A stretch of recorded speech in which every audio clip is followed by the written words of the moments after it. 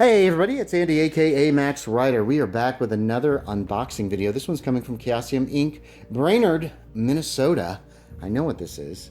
It's a huge box. Look at this. This is a much bigger box than I expected to get, but I did order two things at once. So, when you order two things at once, you better expect two things, I guess. This might be a little bit longer unboxing video considering all that I've got. But at the same time, though I'm going to give you a look at this stuff, I'm not going to use up a lot of time because I already own some of this. Ooh, there's a lot of packing material, which is fine. All right, so another box inside. This is much smaller, which is good. Okay, let's put this box aside. Oh boy. Oh boy. Yeah, you can actually, oh gosh, I'm knocking everything around. This is very heavy. Mainly because these should be hardbacks. Yes. Oh, here we go. Oh yeah. So we got Beyond the Mountains of Madness hardback edition. It looks great. And we've got, these are hardbacks too. I did not realize these were hardbacks. I thought these were soft covers. We have Horror on the Orient Express, which with the addition of this, that means I have every version of this ever published, I think. So we're going to take quick looks at these. I already own Beyond the Mountains of Madness. I bought it years ago in Toledo. When it first came out, I didn't even know Call of Cthulhu was still... I'm not sure at the time if I even knew Call of Cthulhu was still being published because I hadn't seen anything in a while, and that's because the hobby shop that I was using at the time did not have anything for Call of Cthulhu and hadn't in quite a while. Oh, that's in beautiful shape. Now, this comes with a map, and I know this from watching RPG Imaginings. We're going to open this up first. There is the player's map of the Antarctic, which is very nice. I wouldn't even have known that was with that if he hadn't done an unboxing video. There's another unboxing video of Beyond the Mountains of Madness, and he does a good job with it. Okay, let's not risk damaging this stuff. If I can.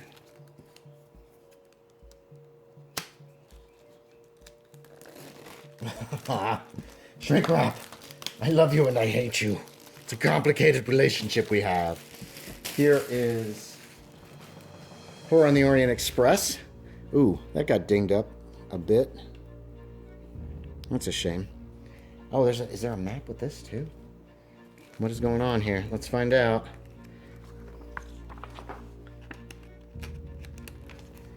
There it is. Nice. Oh, maybe I shouldn't have ordered both of these at the same time. So there we have our map of the entire route of the Orient Express.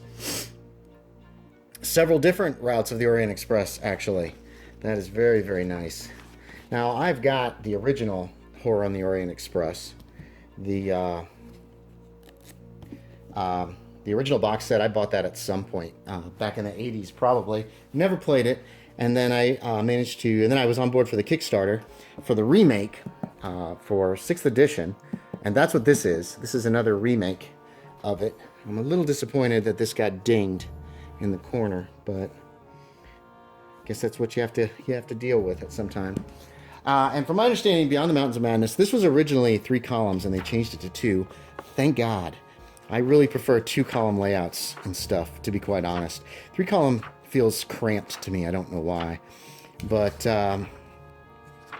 this is going to have everything for Beyond the Mountains of Madness, which is Return to the Mountains of Madness by H.P. Lovecraft. We're going to go through very, very briefly. And this is a reprint. It's not updated for 7th edition, although Chaosium has talked about that, and they're probably in the process with both this and Horror on the Orient Express. And what's great is they know that people have wanted these. And these are very, very, I feel like the prices are very good for these. to be quite honest. Especially considering that the original of this, the soft cover, is going for like $300. And I have a copy. I had no intention of selling it, so I'm not out anything, to be quite honest. Certain people who try to, I feel like it's gouging to sell things for that much. But I'm not a capitalist. I am not a big fan of making tons of money for things in that fashion. Collectibles, especially when somebody would want to play this. I love that this is hard copy. The original one came out, it was a soft cover. So it was not, and it's such a big book. Mine's held together really well over the years. And when I first got it, I sat down and read the whole thing. It is crazy long. The Sun's Path Through the Sky. Lake's Camp. Oh. And Beyond the At the Mountains of Madness is one of my favorites of Lovecraft. I love his ability to write up something like it's a documentary, and like you're reading history, and it comes across. But he also manages to get across the horror that is there as well.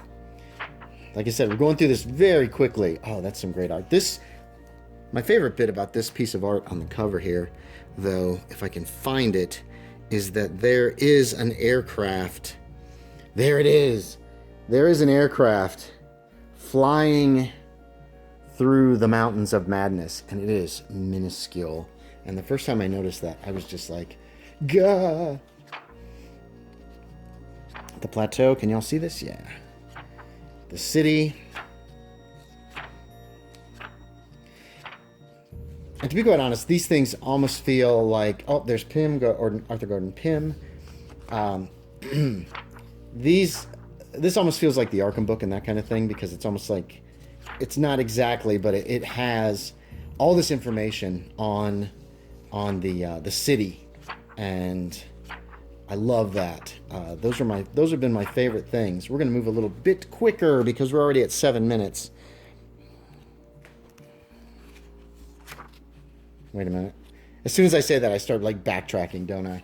One of my favorite things in here is some of these maps. Yeah, that's the one.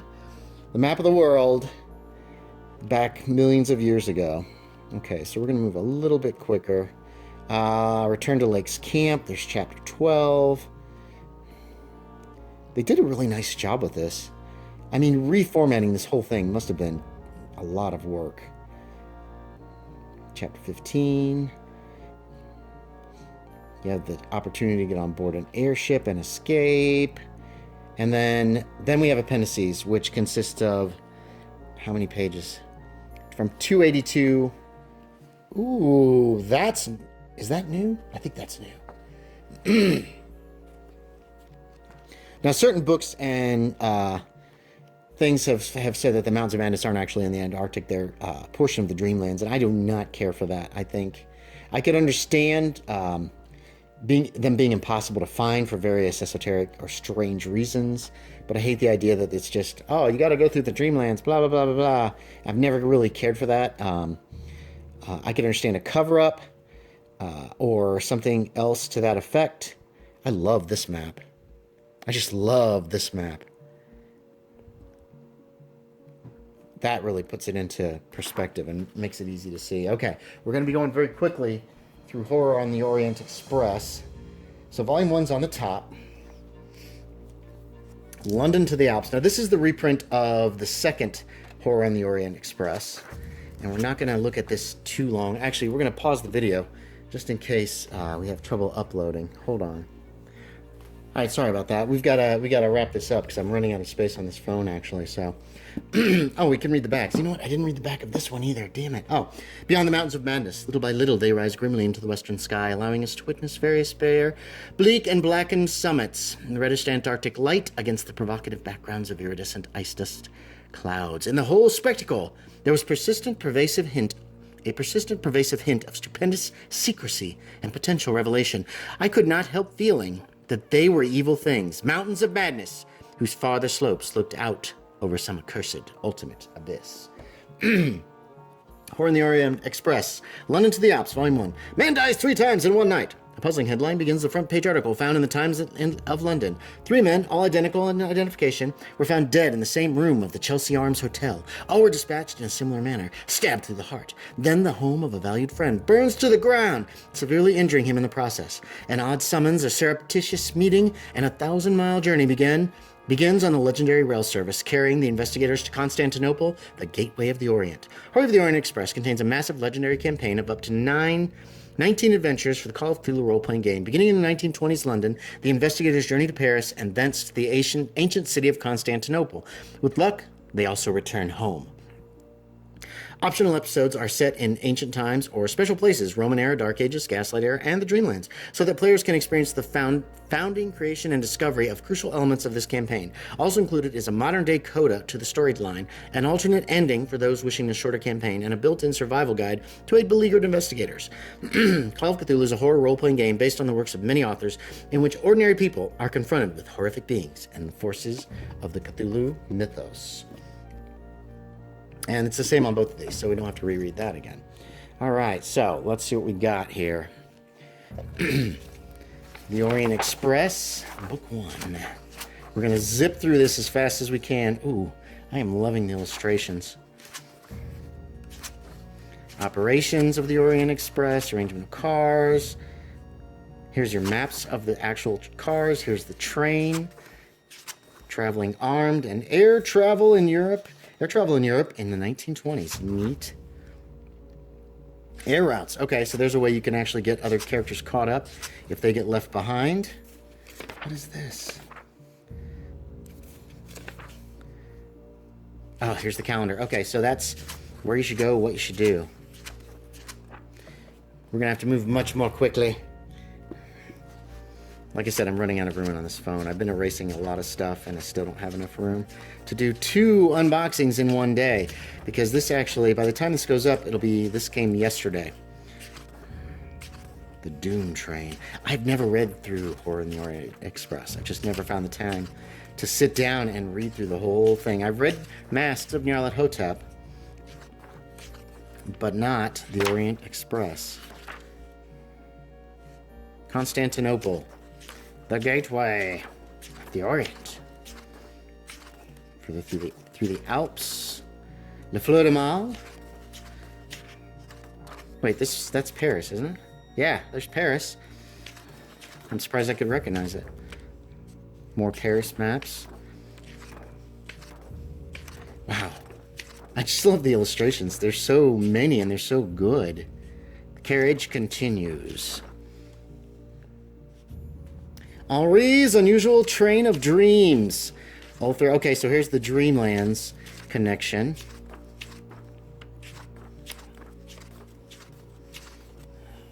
Nocturne. Lausanne, the city by the lake. Milano. There's Milan. Ooh. Ooh. There's some almost naked people. Oh, nice. Very nice. That's one thing I've been trying to figure out how to do is get calendars in legally. London. These are all maps. The rest of the book looks like it's mostly maps and handouts.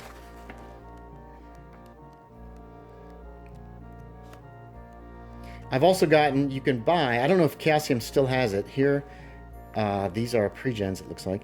I don't know if Chaosium still has it, but you could buy the Golem or whatever it was. There's a lot of pre-gens in here. Or no, are those NPCs? Famous faces. No, that's... Okay, you can use those. Here are the pre-gens in the very, very back. Very nice. Oh, and there's our map again. Let's check out the other. So this is Italy to Constantinople. This was London to the Alps. All right. So we are really very quickly running out of time, unfortunately.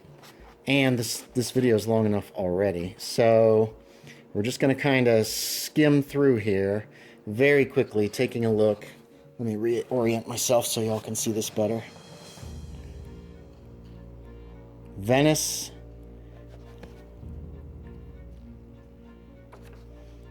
Constantinople.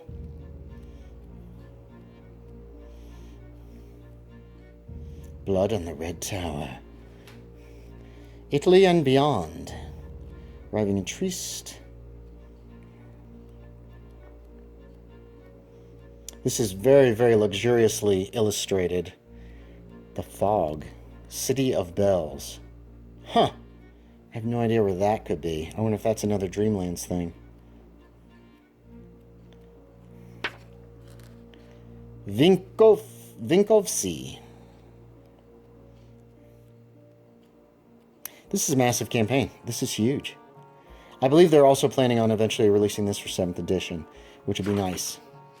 Although transferring Belgrade, transferring from 6th edition or 5th edition or 4th edition or 3rd or 2nd or 1st to 7th edition is really quite simple.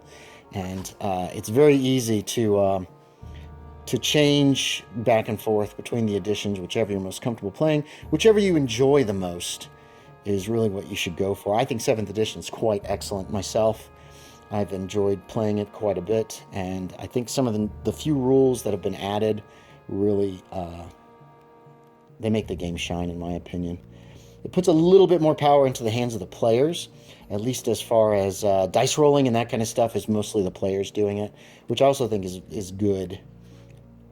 This has much fewer, much less. Istanbul today. There's much less. I've just totally lost my train of thought, but I'll try to remember to put it down there. But yeah, excellent. So there's Horror in the Orient Express. This was actually, I think, the original cover of the original box set, and then this one was the new cover of the new box set. Whew, that's a lot. So there it is, Horror on the Beyond the Mountains of Madness and Horror on the Orient Express. I'll put links in the description below if you wish to purchase them. Remember, if you buy through Chaosium, you also get a free PDF with each product. So, thanks for watching, everybody. As always, I appreciate it, and I will talk to y'all next time.